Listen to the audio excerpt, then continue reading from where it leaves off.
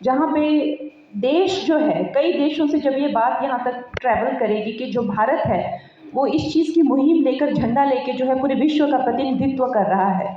क्योंकि हमारे जो पैरा खिलाड़ी हैं, एथलीट्स हैं, उनकी जो अगर जीवनी हम देखे जाएँ, उनका जो जीवन हम देखे जाएँ, तो वो बहुत ही ज़्यादा संघर्ष से जो है वो जूझता है।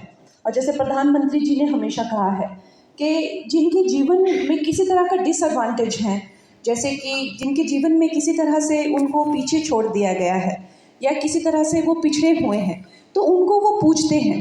देवेंद्र जी ने भी अभी आपके सामने स्पोर्ट्स बिल का जो है वो महत्व रखा, जबकि कितने ज़्यादा विपक्ष ने संसद चलने नहीं दिया, और अगर कोई भी सरकार होती तो शायद जितना शोर हल्ला गुल्ला हिंसा जो है वहाँ पे हो रही थी पार्लियामेंट में, लेकिन उनका था, ये दृढ़ता थी, ये निश्चय था।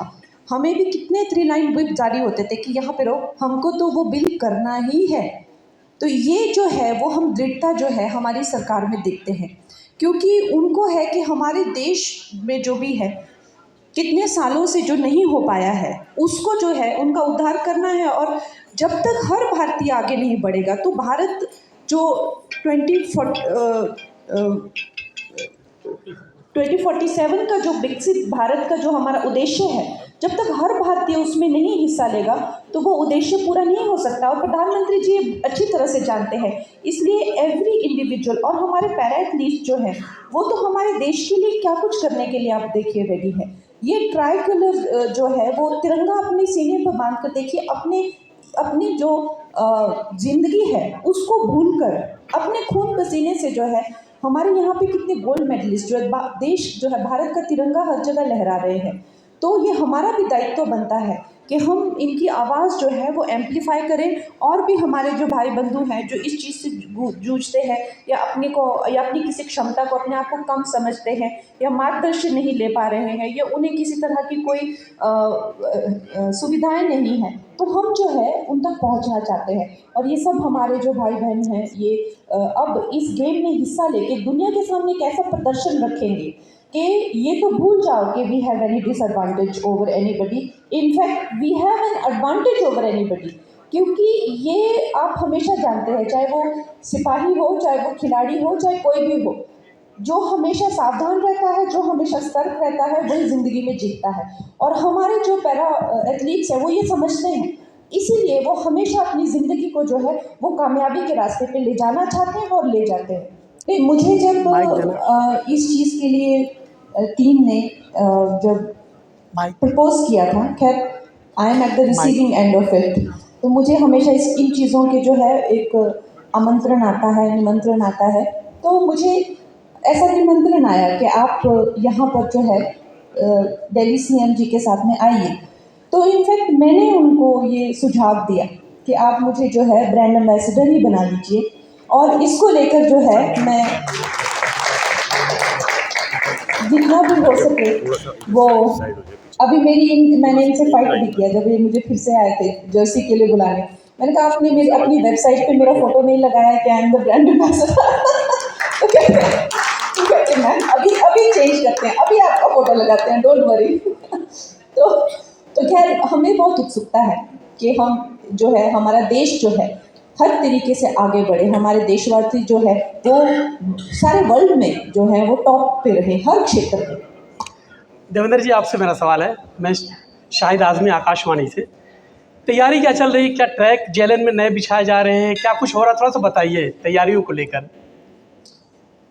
जेएलएन स्टेडियम में मैं बताना चाहता हूँ पहली बार इंडिया में 400 मीटर की मोंडो ट्रैक बन रही है, और वो सिंगल नहीं, वार्नोपेडियन जो ट्रैक है वो भी मोंडो ट्रैक। तो ये मेरा खुद का एक सपना था कि मैं खिलाड़ी था तब कि मुझे इंडिया में मोंडो ट्रैक मिले, लेकिन उस समय तो मुझे नहीं मिला। लेकिन एक एडमिनिस्ट्रेटिव के तौर पे ये मैं ट्रैक जब लगती देख रहा हूँ तो इससे बड़ी खुशी शायद मेरे से ज़्यादा किसी को नहीं हो सकती। ये प्लानिंग वर्ल्ड चैंपियनशिप की नहीं, ये हमारी प्लानिंग है एलए की जी, क्योंकि एलए तक हमारी मैं जैसे 3 पैरालंपिक मेडल लिए, मैं 2 में बाहर जाके ट्रेनिंग की, क्योंकि मोंडो ट्रैक नहीं थी तो हमें बाहर जाना पड़ता था।